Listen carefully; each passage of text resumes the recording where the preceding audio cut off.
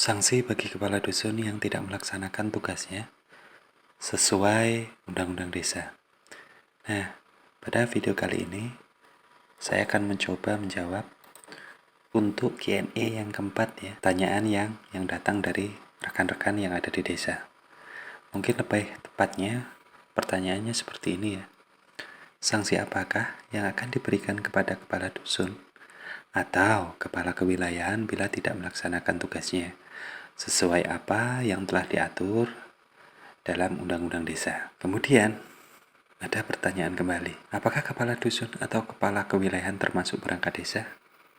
Ini yang kerap kali ditanyakan oleh kawan-kawan ya atau masyarakat pada umumnya.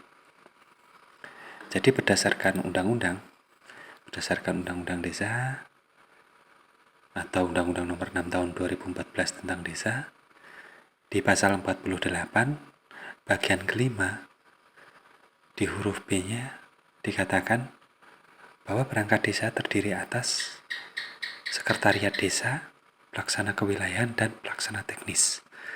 Artinya clear ya, untuk pelaksana kewilayahan ataupun kepala dusun itu termasuk perangkat desa. Kemudian bila kita lihat dari struktur pemerintah desa atau susunan organisasi pemerintah desa yang diatur atau dilihat dari lampiran Permendagri nomor 84 tahun 2015 bahwa posisi kepala pelaksana atau kewilayahan ataupun kepala dusun itu dari kepala desa langsung ke kepala dusun ya. Ini kalau kita melihat dari posisi susunan organisasi pemerintah desa. Kemudian bila kita lihat dari tugasnya,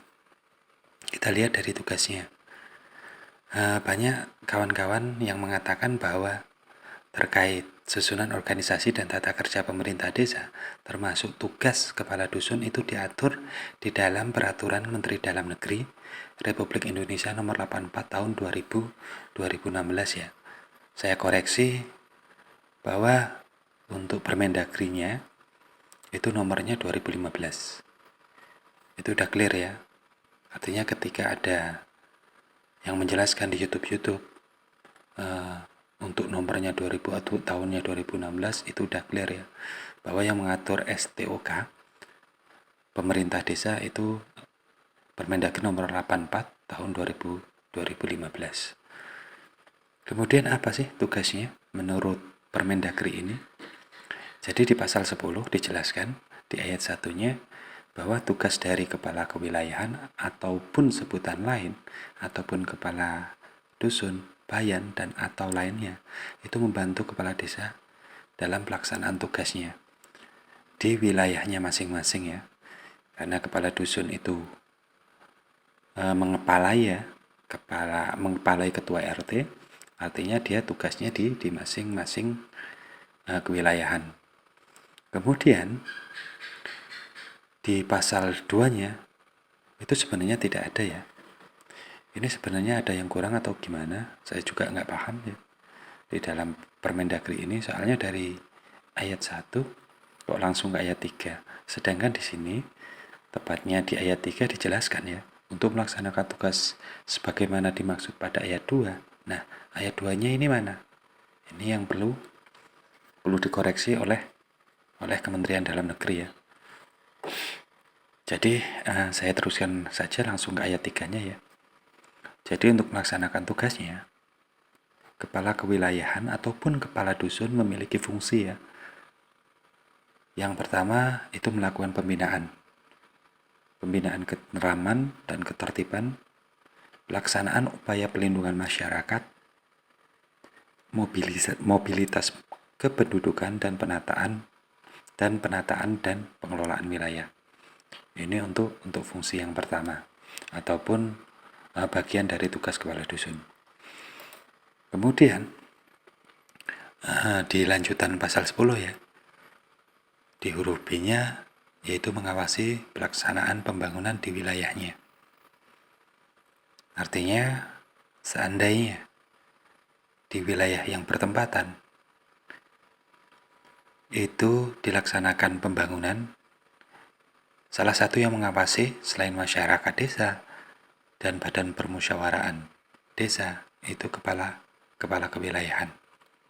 Itu menjadi tanggung jawab kepala wilayahan ataupun kepala dusunnya.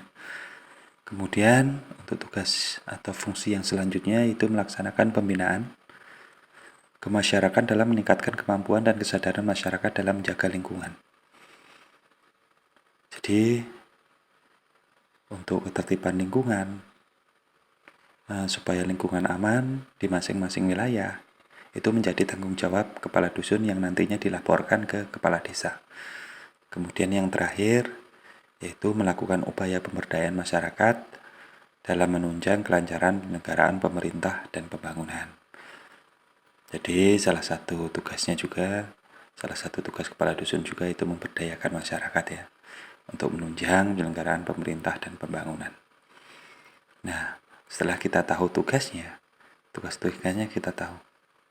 Kemudian kita mencoba menjawab apa yang menjadi pertanyaan di atas ya. Apabila kepala dusun sampai meninggalkan keempat fungsi yang diatur dalam Permendagri ini, kira-kira apa sanksinya? Coba kita jawab. Sesuai apa yang diatur di dalam undang-undang desa ya. Jadi dijelaskan pada pasal 52 ayat 1 dan 2. Sanksi bagi kepala dusun dan atau perangkat desa ya. Karena ini bukan saja kepala dusun, tetapi sudah mencakup perangkat desa yang tidak melaksanakan tugasnya. Itu ada 2 sanksi. Sanksi yang pertama, di pasal 52 ayat 1-nya, itu dikenai sanksi administratif, berupa teguran lisan dan atau teguran tertulis. Jadi dinasihati, kemudian bila sudah tidak bisa dinasihati, kemudian diberikan teguran tertulis. Setelah kedua sanksi berupa teguran ini tidak diindahkan oleh kepala dusun tersebut, kemudian baru kita melaksanakan yang pasal 52 ayat 2-nya, yaitu memberikan pemberhentian sementara dan dapat dilanjutkan dengan pemberhentiannya.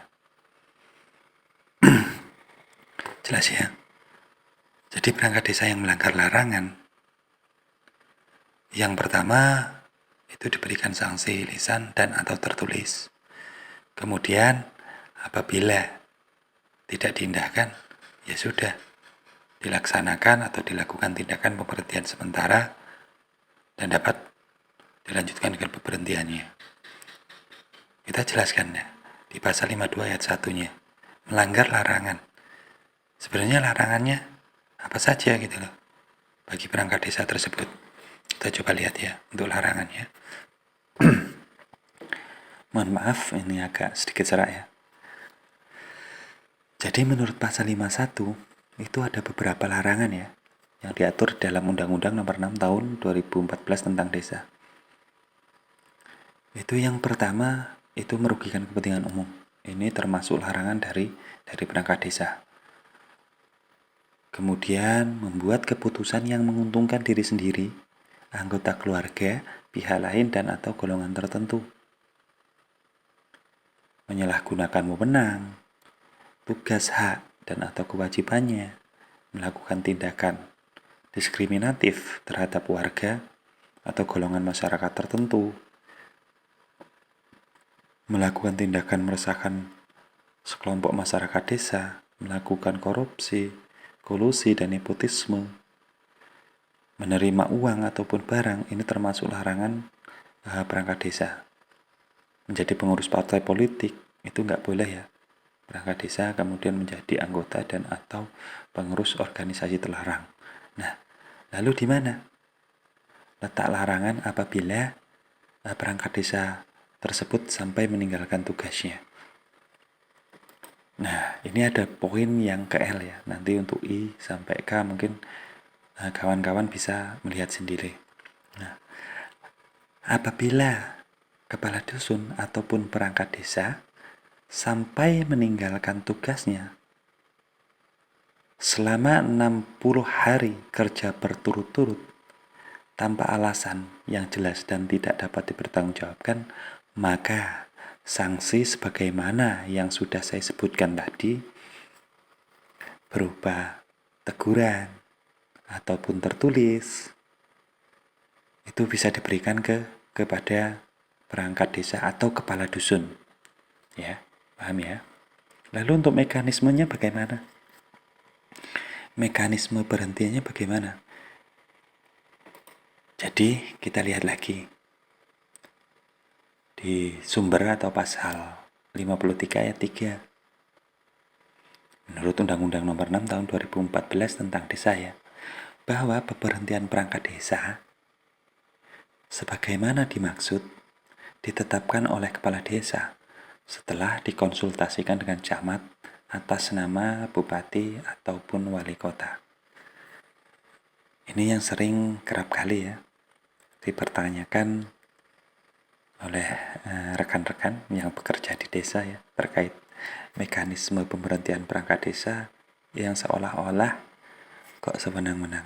Artinya sesuai undang-undang desa, setiap pemberhentian perangkat desa itu memang ditetapkan oleh kepala desa. Namun sebelum itu, kepala desa wajib mengkonsultasikan dengan camat atas nama bupati. Kemudian untuk peraturan lebih lanjut terkait pemberhentian perangkat desa itu diatur di dalam PP atau peraturan pemerintah ya. Mungkin jelas ya apa yang saya sampaikan di sini terkait sanksi apakah yang diberikan kepada kepala dusun bila tidak melaksanakan tugasnya sesuai apa yang diatur di dalam undang-undang desa. Cukup jelas ya. Mungkin hanya itu, saya akhiri saja. Terima kasih.